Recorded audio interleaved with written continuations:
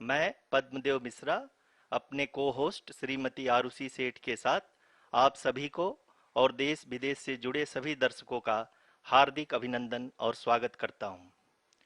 23 अगस्त 2023 आज की शाम इसरो के वैज्ञानिकों और सभी अंतरिक्ष वैज्ञानिकों के साथ लैंडर मॉड्यूल को चंद्रमा के सतह पर उतरने के ऐतिहासिक पलों को देखने के लिए तैयार और उत्सुक हैं। जी हाँ, इसरो के गौरवपूर्ण इतिहास में एक और अध्याय जुड़ने जा रहा है और आज हम सब लोग इसके साक्षी बनेंगे। आप ये सारे विजुअल्स अपने स्क्रीन पर इसरो के मिशन ऑपरेशन कॉम्प्लेक्स यानी मॉक्स से देख रहे हैं, जो कि बेंगलुरु में स्थित telemetry tracking and command network ISTRAC से प्रसारित किया जा रहा है। ये विजुअल्स आपको पावर डिसेंट के काउंटडाउन और उस पथ को प्रदर्शित कर रहा है जिस पे चलकर लैंडर आज चंद्रमा के साउथ पोल पे सेफ और सॉफ्ट लैंडिंग करेगा। आपको ध्यान दिला दूं, इस समय हम लोग पावर डिसेंट शुरू होने से लगभग 22 मिनट दूर हैं। जो दर्शक थोड़ी देर से जुड़े हैं उनकी जानकारी के लिए बता दें, आप लोग इस ऐतिहासिक पल को इसरो के ऑफिशियल वेबसाइट, फेसबुक, ट्विटर और यूट्यूब पे भी देख सकते हैं। Honorable dignitaries, delegates, scientists, media personnel, and dear viewers, a very good evening to all of you. We at ISRO welcome you to the live coverage of India's prestigious Chandrayaan-3 mission's landing event on the lunar surface. These are the visuals from Mission Operation Complex at ISRO's Telemetry Tracking and Command Network, ISTRAC, situated in Namma, Bengaluru, Karnataka. I, Arushi Seth, are your hosts for the evening and shall accompany you on the journey of the landing event from powered descent start to touchdown. Today we shall be witnessing the final phase of the critical and most technologically challenging mission operations of Chandrayaan-3, wherein the lander module will be making a safe and soft landing on the surface of the moon. These display screens show the countdown to the power descent start as well as the path that will be followed by the lander module. We are 18 minutes away from the commencement of power descent. India is at the brink of creating history as we all await with bated breath to witness the landing on Moon's south polar region.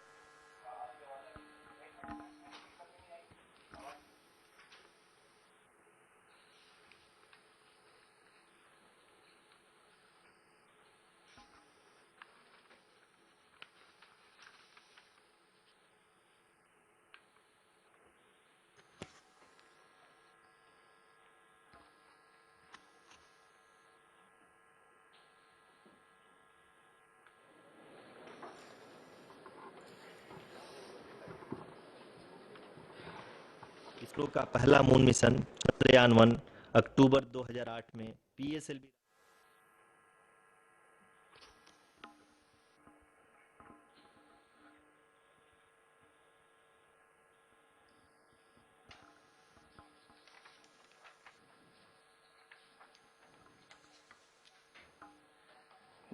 धन्यवाद Arushi.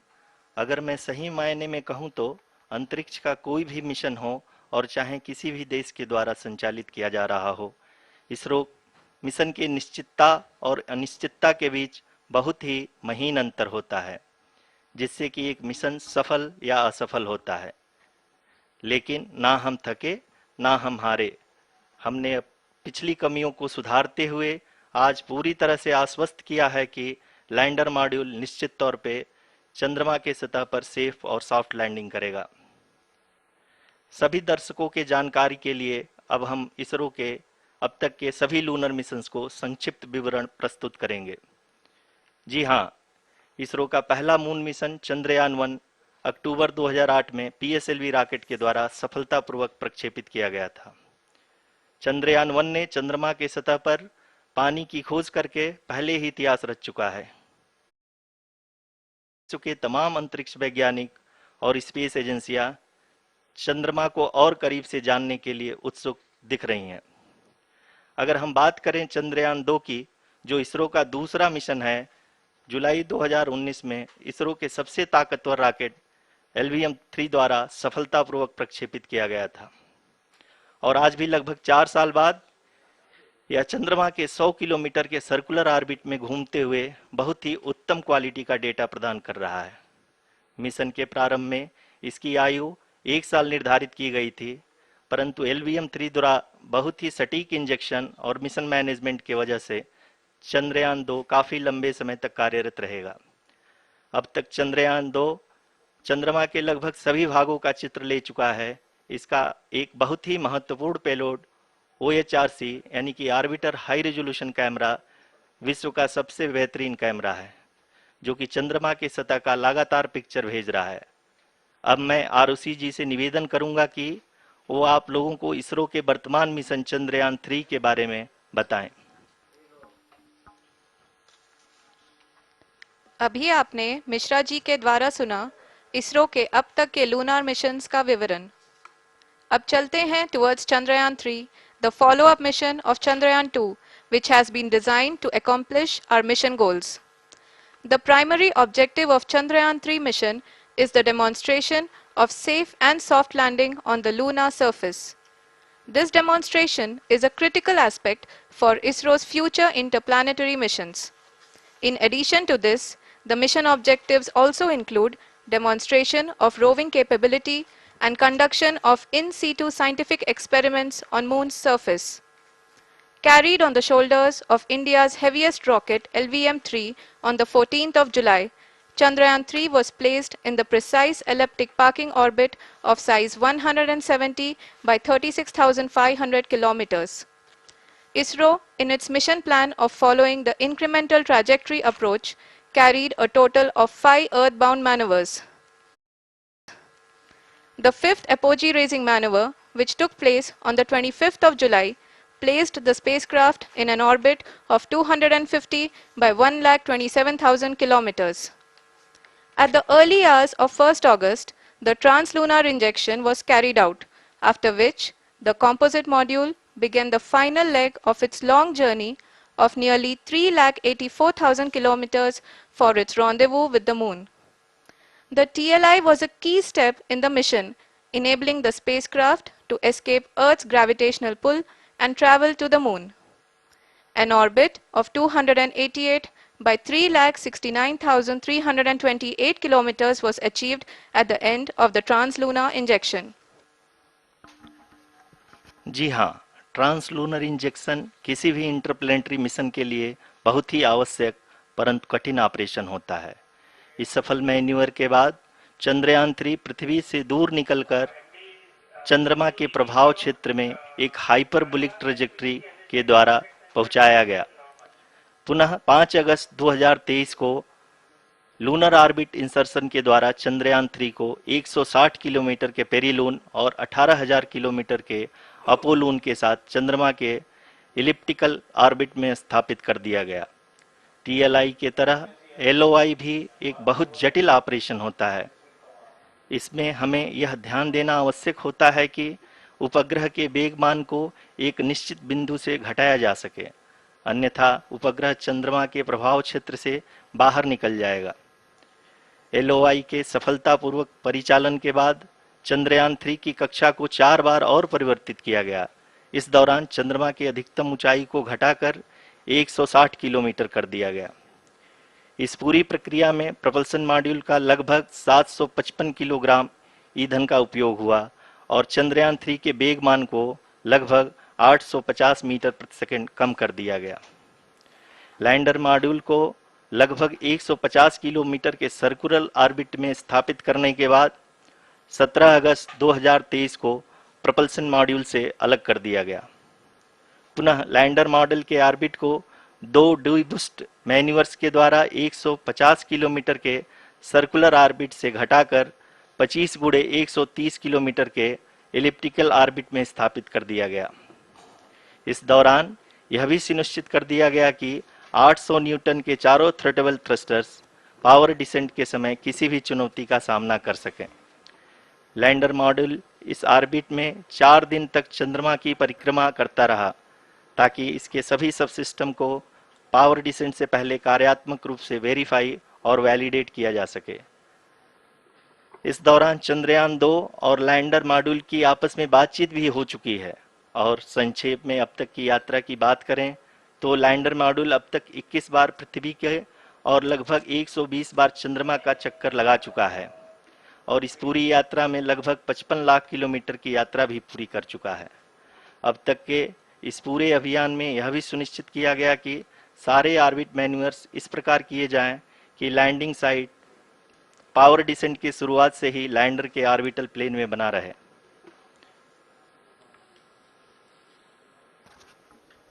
Make it further That is true complicated. indeed. We have arrived at the crucial juncture wherein the orbit plane contains the desired landing site at the start of powered descent. We are also happy to announce that live images from the Chandrayaan-3 lander imager camera is being received continuously.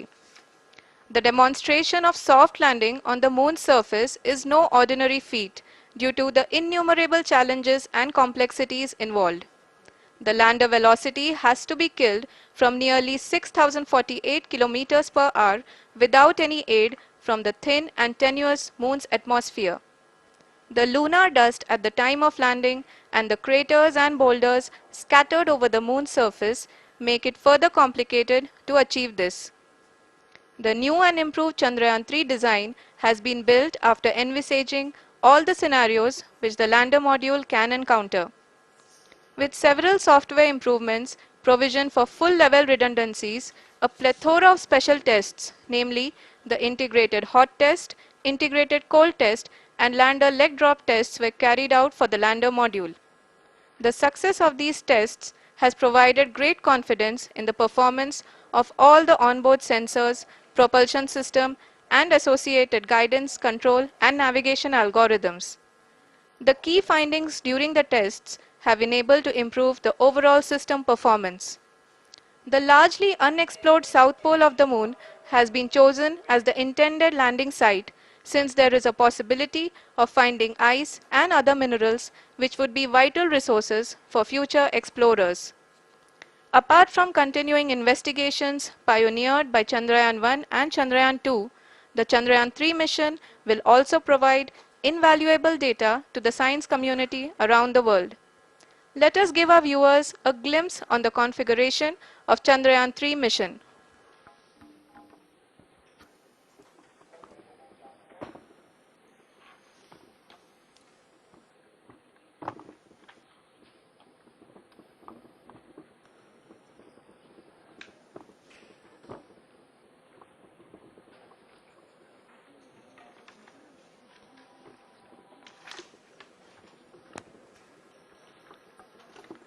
Chandrayaan 3 का mission plan लगभग चंद्रयान 2 के तरह ही बनाया गया है। यहाँ यह भी सुनिश्चित किया गया है कि चंद्रयान 3 को रॉकेट से अलग होने से लेकर के चंद्रमा के निकटतम कक्षा में स्थापित होने तक सारी गतिविधियां चंद्रयान 2 के तरह ही हों। और अब हम यह कह सकते हैं कि यह प्लान पूरी तरह से 100% सफल रहा। हालांकि लैंडर मॉड्यूल के सेंसर्स और प्रोपल्शन सिस्टम को इस तरह से मजबूत किया गया है कि लैंडर पावर डिसेंट के समय किसी भी आपदा से बाहर आकर के मिशन के मुख्य उद्देश्य को पूरा कर सके। इस क्रम में लैंडर के मुख्य सेंसर्स कारा, लासा, LHBC, LDV और LHDAC का कार्यात्मक परीक्षण भी किया जा चुका है। LDV जो कि पूर्णतः स्वदेशी तकनीकी से बनाया गया एक नया सेंसर है, इसका मुख्य कार्य लैंडर के वेलोसिटी को तीनों अक्षों में कंप्यूट करना है। पावर डिसेंट के दौरान लैंडर के सटीक पोजीशन और वेलोसिटी का ज्ञान होना बहुत ही आवश्यक है। लिराप यानी laser inertial referencing and accelerometer package इस कार्य को पावर डिसेंट के दौरान बखूबी निभाएगा। ट्रैजेक्टरी जनरेशन जो कि चंद्रयान 3 मिशन के लिए बहुत ही अहम है, क्योंकि हर ऑर्बिट मैन्यूवर के बाद यह सुनिश्चित किया जाता है कि लैंडर की मिशन ऑब्जेक्टिव को ना बदले। इस क्रम में मैं यह भी आपको बता दूं कि ऑर्बिट डिटर्मिनेशन जो कि उपग्रह के पोजीशन और वेलोसिटी को बहुत ही एक्यूरेटली बताता है, एक बहुत ही कठिन और जटिल कंप्यूटेशन और एस्टिमेशन होता है। यहाँ यह भी जानना महत्वपूर्ण है कि चंद्रयान 2 का OHRC पेलोड अब तक काफ़ी ऊंचे स्तर का डैम प्रदान किया है, जिसके फलस्वरूप लैंडिंग साइट की सीमा को बढ़ाकर 4 × 2.4 किलोमीटर कर दिया गया है, जो कि पावर डिसेंट के दौरान सॉफ्ट लैंडिंग कराने में काफ़ी सहायक सिद्ध होगा। Apart from the sensors, Chandrayaan-3 is equipped with a suite of sophisticated payload instruments. While Chandrayaan-1 and Chandrayaan-2 orbiter have provided abundant remote sensing data of Moon, equally important are the on-site localized measurements that provide ground truths. Lander and rover have payloads which are completely new and will perform in situ analysis of lunar surface. The two spectroscopes on rover, APXS and LIBS, will actively measure the surface elemental abundances at the landing location and surrounding area. The lander carries a seismometer ILSA that can sense impact events and lunar quakes. The thermal probe CHAST will measure the temperature profile and thermal conductivity of Moon's regolith. The Rambha payload will carry out lunar ionosphere studies, while the laser retroreflector array shall be a passive location indicator for future spacecraft equipped with laser altimeter.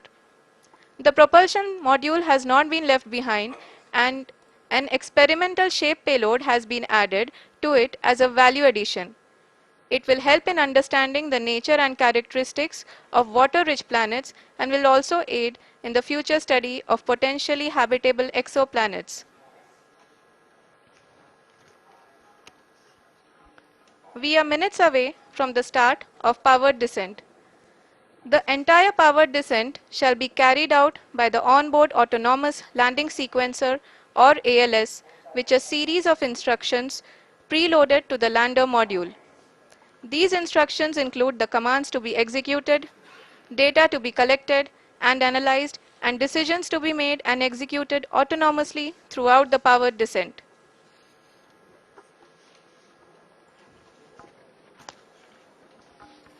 जी हाँ, अब हम power descent के बहुत ही करीब आ चुके हैं। हम आपको बताते चलें कि पावर डिसेंट को कुल 4 चरणों में बांटा गया है। सबसे पहले आता है रफ ब्रेकिंग फेज, जिसमें लैंडर की ऊंचाई को चंद्रमा की सतह से 30 किलोमीटर से घटाकर 7.4 किलोमीटर कर दिया जाएगा। इस पूरी प्रक्रिया को पूरा करने में लगभग 11.5 मिनट लगेगा और इसका समानांतर वेग 1680 मीटर प्रति सेकंड से घटाकर 358 मीटर प्रति सेकंड हो जाएगा। We have continuous flow of lander telemetry data from ISRO's Deep Space Network IDSN-32 located in Belalu, Bengaluru. The data is being acquired real-time by station and is flown to the Mission Operation Complex through our communication links. In addition to it, we also have support from ESA and JPL DSN stations. There will be no ground intervention once the ALS takes charge. The preparation for today's event had started 48 hours before, wherein various pre-selections and uplinking of parameters for the autonomous landing sequence were carried out. The whole descent is divided into 4 phases: the rough braking phase, the attitude hold phase, fine braking phase, and the local navigation phase or the terminal descent phase.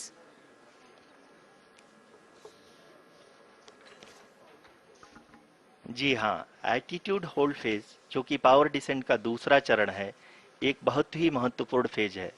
इस 10 second के small duration के दौरान lander के 2 महत्वपूर्ण sensor कारा और Lasa lander की ऊंचाई की गणना करेंगे। इस फेज के पूरा होते ही लैंडर चंद्रमा के सतह से कुल 6.8 किलोमीटर की ऊंचाई पर होगा। During the rough braking phase, the lander velocity shall be brought down from 1680 meters per second to 358 meters per second.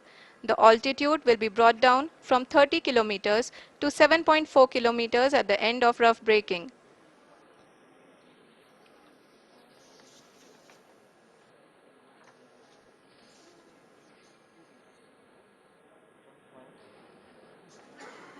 Currently, we can see the scientists are analyzing the lander data.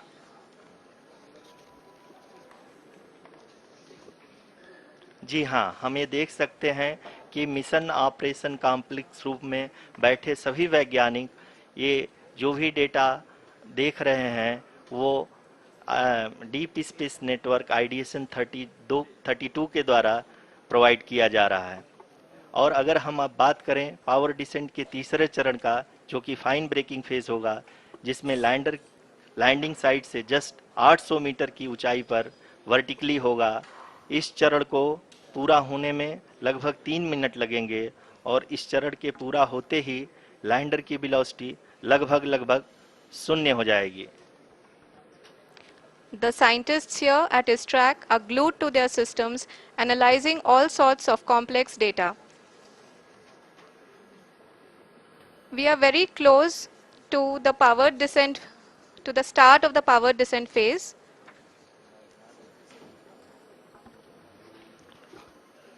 जी हाँ, अगर अगर अगर हम अब बात करें power descent के चौथे और अंतिम चरण का, जो कि लोकल नेविगेशन फेज या टर्मिनल डिसेंट फेज भी कहा जाता है, इस दौरान लैंडर के 2 इंजन बंद कर दिए जाएंगे और लैंडर के सेंसरों द्वारा इसके हाइट और वेलोसिटी की गणना इनर्शियल नेविगेशन को भेज दिया जाएगा।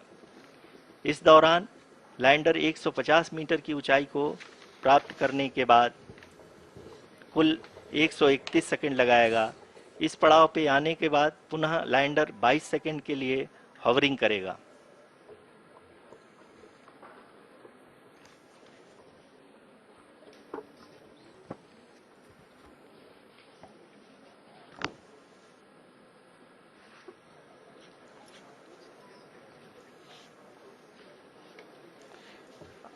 आप इस समय अपने स्क्रीन पे मिशन ऑपरेशन कॉम्प्लेक्स में बैठे सभी मान्यगणों को देख सकते हैं, जो कि बहुत ही उत्सुकता के साथ टेलीमेट्री डेटा को देख रहे हैं।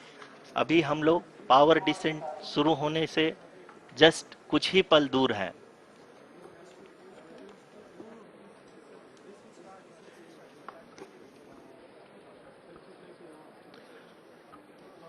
पावर डिसेंट शुरू होने में लगभग 30 सेकंड ही बचा है और हमको ये सारे data mission operation complex room में आईडीएसन 32 के द्वारा, जो कि लगातार लैंडर के कनेक्शन में बना हुआ है, प्रदान कर रहा है। Dear viewers, the pivotal power descent has begun and the lander module is propelling towards the moon's surface along the intended trajectory.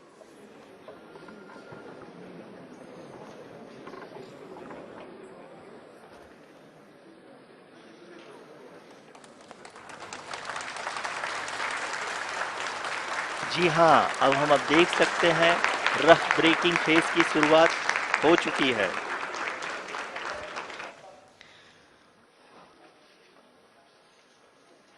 During this rough braking phase, the lander velocity shall be brought down from 1680 meters per second to 358 meters per second.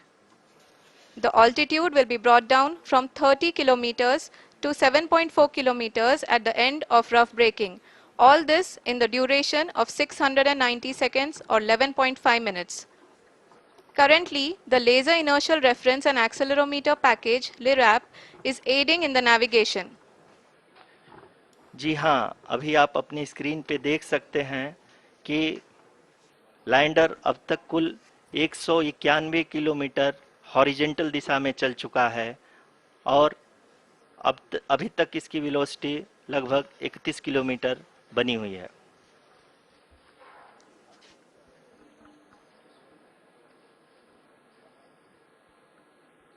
The lander module has traveled a distance of approximately 228 kilometers. The complete downrange that will be traveled during this phase shall be nearly 713.5 kilometers.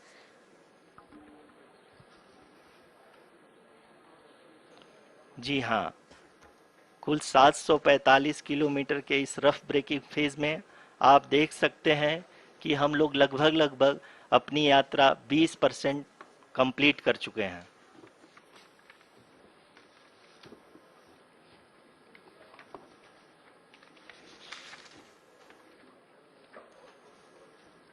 Power descent की यह शुरुआत हम कह सकते हैं कि बहुत ही सटीक और सधी हुई है, जिसमें लैंडर अपने वेगमान को अनुमानित तरीके से घटा रहा है।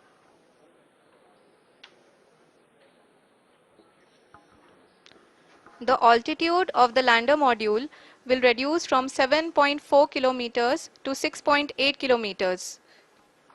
During the next phase, which is going to be the attitude hold phase. We can currently see that the altitude of the lander module is nearly 31 kilometers. Arushi, अभी हम इस ग्राउंड ट्रेस को देखते हुए कह सकते हैं कि रफ ब्रेकिंग फेज की शुरुआत बहुत ही अच्छे तरीके से हुई है। आप ये देख सकती हैं कि जो भी प्रोजेक्टेड ग्राउंड ट्रेस है उसी पे अपना लैंडर मॉड्यूल आगे चलते हुए बढ़ रहा है। अभी तक ये देखा जा सकता है कि लैंडर मॉड्यूल लगभग 370 किलोमीटर क्षैतिज दिशा में चल चुका है। The mission operations team is analyzing the data. We can all see the seriousness and the concentration with which each and every parameter of the lander module is being analyzed. The performance so far seems to be nominal.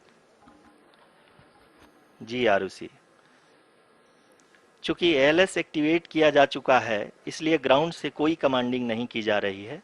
इस दौरान आपके screen पे सारे data ISRO के deep space network से real time में आ रहे हैं। इस मिशन में सेकेंड और थर्ड ऑर्डर गाइडेंस पॉलिनोमियल का प्रयोग हुआ है, जो कि इनर्शियल थ्रस्ट और एंगल के हमेशा सुनिश्चित करेगा। During the entire descent, there is no ground intervention as the ALS has taken charge.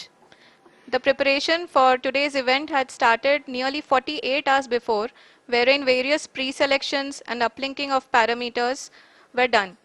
We can see that the vertical velocity of the lander module has been brought down. It is continuously coming down.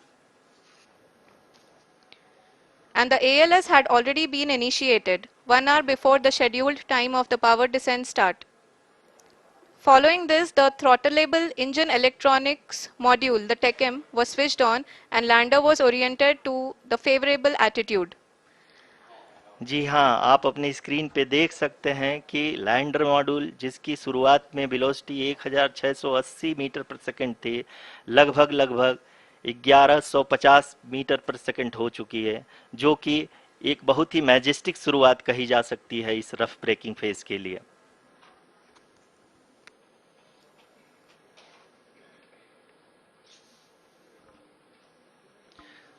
यहाँ पे मैं आपको ये भी बताते चलूँ कि आप अपने स्क्रीन पे देख सकते हैं कि द लैंडर मॉड्यूल का आल्टीट्यूड धीरे धीरे अब कम होता हुआ दिख रहा है, और जो कि एक्सपेक्टेड भी है। अभी हम बात करें करंट आल्टीट्यूड की, तो जो कि 28.6 किलोमीटर के आसपास है। आप स्क्रीन पर ये भी देख सकते हैं Chandrayaan 3 lander imager display. The lander imager is continuously taking photographs of the moon surface, and that is also being streamed here. Currently the horizontal velocity has been brought down and the distance traveled is 574 kilometers. The current altitude is 27 kilometers as can be seen on the screen. जी हाँ, करीब अपने आधे सफ़र को पूरा करते हुए इस rough breaking phase में लैंडर बहुत ही आगे की तरफ बढ़ते हुए अपनी ऊंचाई को घटा रहा है। अगर अब बात करें तो लैंडर की ऊंचाई चंद्रमा के सतह से लगभग 27 किलोमीटर से नीचे हो चुकी है, करीब 26.7 किलोमीटर के आसपास है। The next phase after the rough braking phase is the attitude hold phase, which will be for a duration of nearly 10 seconds. The lander will be oriented such that both the altimeters will be looking exactly towards the moon's surface. At the end of this attitude hold phase, height measurement update to navigation system will be given from the laser and car band altimeters. Currently, we are in the middle of the rough braking phase. जी हाँ, अगर हम ध्यान से देखें तो लगभग 8 minute की यात्रा के बाद लैंडर अपनी हॉरिजेंटल वेलोसिटी को लगातार कम करते हुए अपनी ऊंचाई, अभी की ऊंचाई के समय 24 किलोमीटर की ऊंचाई प्राप्त कर चुका है।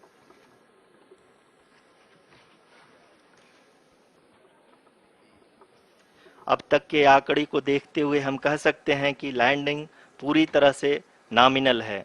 यहाँ पर हम देख सकते हैं कि हॉरिजेंटल वेलोसिटी लगातार कम होती हुई दिख रही है।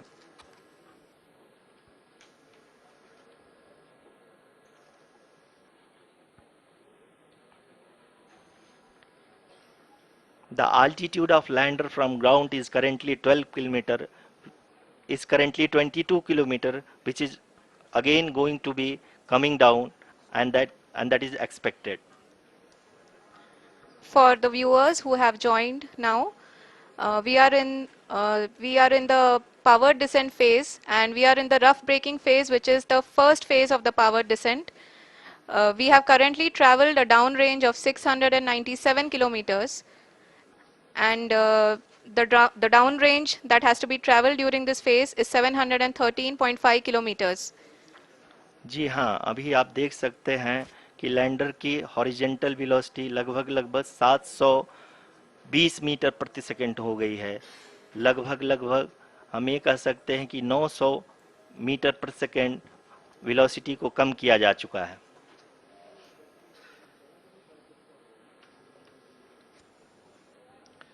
At the same time, we can see the altitude of the lander is just 17.8 kilometer from the moon surface, which is going to be around 7.4 at the end of the rough braking phase.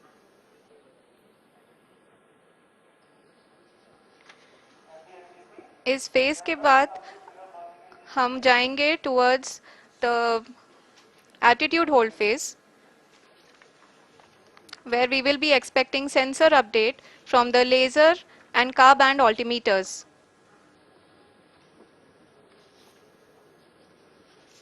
We can see the visualization of the lander module moving towards the moon's surface. The current altitude is nearly 15.2 kilometers, and the distance traveled is 754 kilometers. We can also see the image that the lander imager camera has been providing. जी हाँ, इस rough breaking phase के दौरान 800 Newton के चारों throttle engine अपने कार्य को पूरी तरह से अंजाम दे रहे हैं और लैंडर के हॉरिजॉन्टल वेलोसिटी को लगातार कम कर रहे हैं। अब तक लैंडर लगभग अपने 75 से 80% की यात्रा को पूरा कर चुका है।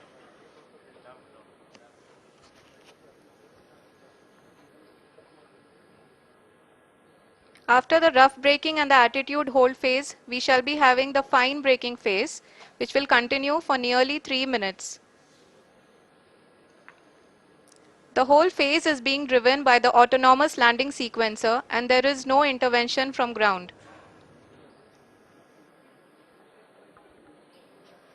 जी हाँ आरुषि, अभी आप अपनी स्क्रीन पे देख सकती हैं कि जो करंट आल्टीट्यूड है चंद्रमा के सतह से लगभग 10 किलोमीटर के आसपास है।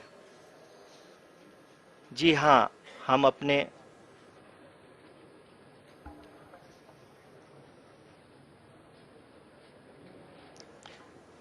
जी हाँ, हमारे प्रधानमंत्री जी श्री नरेंद्र मोदी जी हम सभी का उत्साहवर्धन करने के लिए दक्षिणी अफ्रीका के जोहानसबर्ग से जुड़ गए हैं।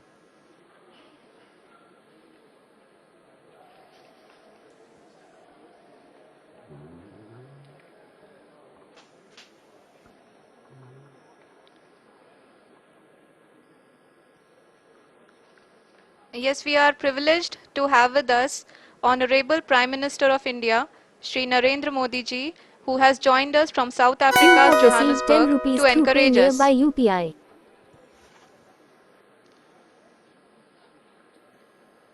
जी हाँ, आप ये देख सकते हैं एल्टीट्यूड होल्ड फेस भी बहुत ही आसानी से लैंडर फेस ने पार कर लिया है और अब फाइन ब्रेकिंग की शुरुआत हो चुकी है।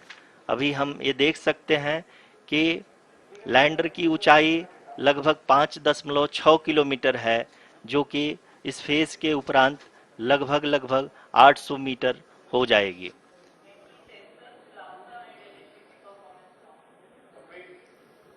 We can hear from the mission operations team that the sensors are performing nominally, and we are currently in the midst of the fine braking phase, which is going to continue for 3 minutes, and the altitude is going to be reduced to nearly 800 meters at the end of this phase.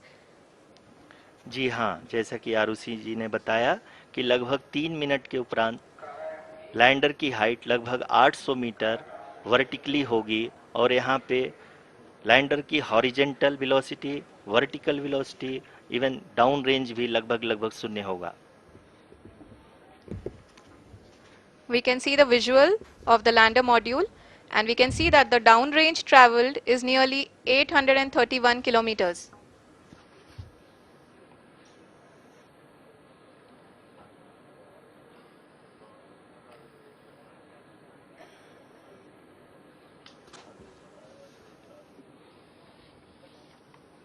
जी हाँ, आप अपनी screen पे देख सकते हैं कि lander की ऊंचाई अब चंद्रमा की सतह से लगभग 3 किलोमीटर से कम हो चुकी है।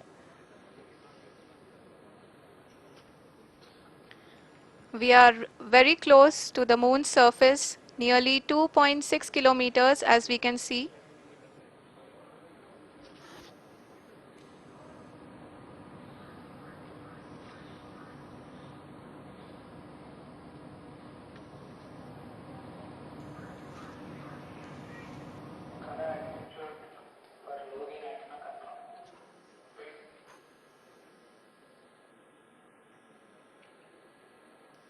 जी हाँ, अभी आप देख सकते हैं कि लैंडर की ऊंचाई लगभग 1 किलोमीटर के आसपास है।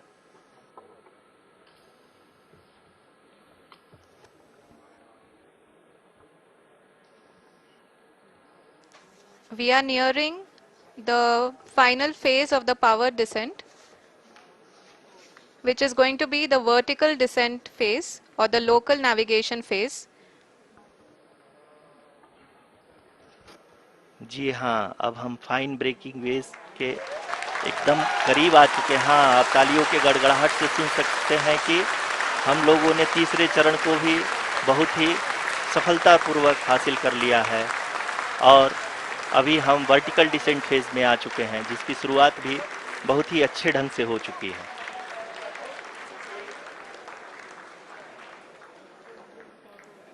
Lot of applause indicates that till now the performance has been nominal. We are in the vertical descent phase 1. The altitude is being brought down from 800 meters, and we are nearing and approaching the lunar surface. जी, आप अपने screen पे देख सकते हैं कि lander का height लगातार कम होता जा रहा है। इस समय हम लैंडिंग साइट के जस्ट ऊपर हैं, और इस समय इसकी ऊंचाई लगभग 600 मीटर के आसपास है। इस फेज के दौरान लगभग 150 मीटर के ऊंचाई पे पहुंचने के बाद लैंडर अगेन लगभग 20 से 22 सेकंड के लिए हॉवरिंग करेगा। We are above the landing site. The horizontal as well as the vertical velocity is now being constantly reduced, and the lander module has begun its descent towards the landing site.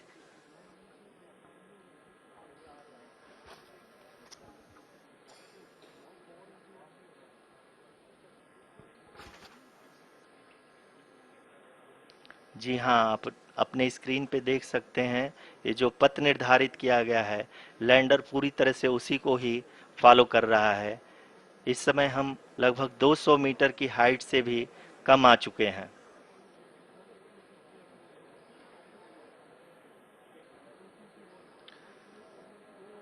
अब हम ये देख सकते हैं कि हम लगभग 150 metre की ऊंचाई पे हैं चंद्रमा के सतह से।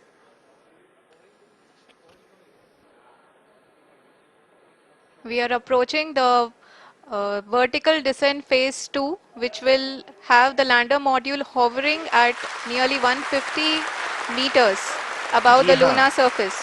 जी हाँ, आप इस तालियों के गड़गड़ाहट को सुन सकते हैं, जो कि सेकंड हायोरिक फेज के कंप्लीट होने के बाद इन सारे वैज्ञानिकों के द्वारा की जा रही है।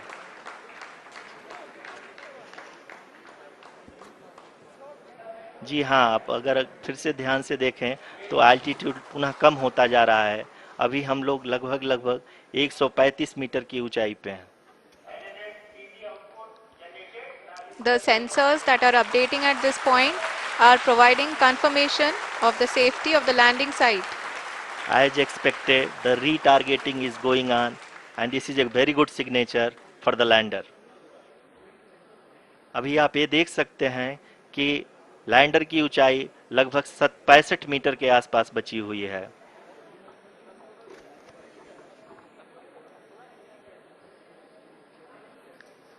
Currently, only 2 engines are now being fired, and we are nearly at zero velocity, vertical and horizontal. We were hovering, and now we are approaching the moon's surface.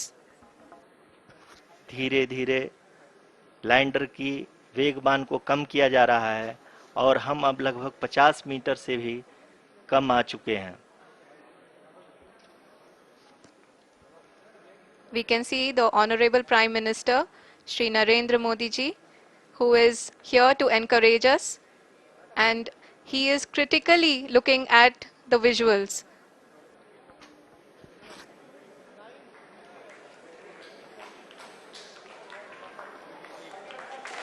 जी हाँ, आप अपने स्क्रीन पे देख सकते हैं कि हम lander module People are applauding. Let lander us all module wait to hear from the Secretary Department of Space and Chairman ISRO, Shri S. Somnath. Lander module पूरी तरह से सेफली और सॉफ्टली चंद्रमा के सतह पे लैंड हो चुका है। ये हम लोगों के लिए बहुत ही गर्व की बात है। हिंदी में एक कहावत है कि चंदा मामा दूर के, लेकिन अब हम ये कह सकते हैं कि चंदा मामा अपने घर के। बहुत ही उम्दा. The hard work of the entire ISRO community has come to fruition.